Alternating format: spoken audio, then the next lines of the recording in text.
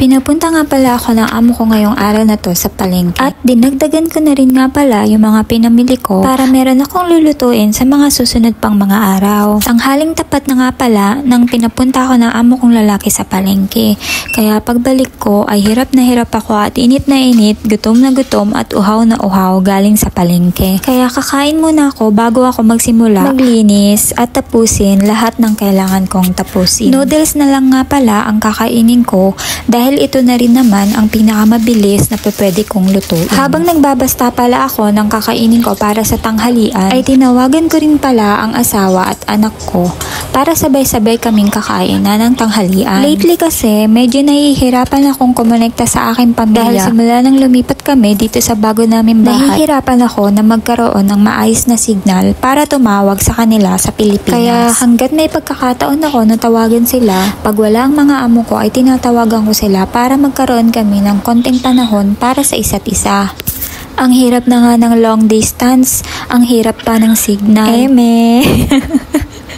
Hindi naman halata sa itsura ko na gutom na ako, diba? Hindi nga pala ako kumakain ng hapunan.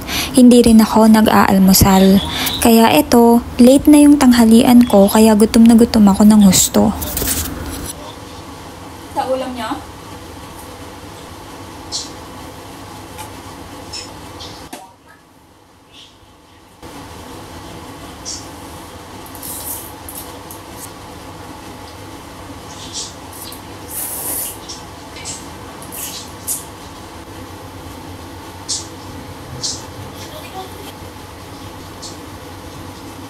Natapos ko na nga pala ang pagkain ko kaya sisimulan ko na ang mga trabaho ko na naiwan kanina bago ako umalis papunta sa palengke. Uunahin ko nga pala munang ligpitin ang mga pinamili ko bago ako dumiretso sa paglilinis ng bahay namin. Tara, samahan niyo muna ako.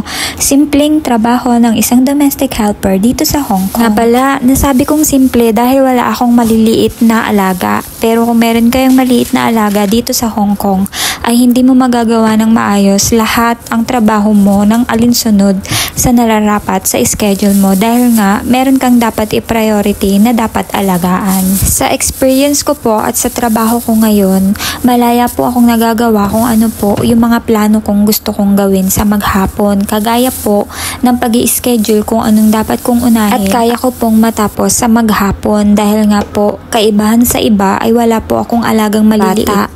Mahirap po ang trabaho sa abroad lalo na't malayo ka sa pamilya. Pero sa diskarte po ay magagawa mo lahat ng kaya mong magawa dahil nga po naiisip mo at naipaplano mo ng maayos lahat ng dapat mong matapos sa maghapon.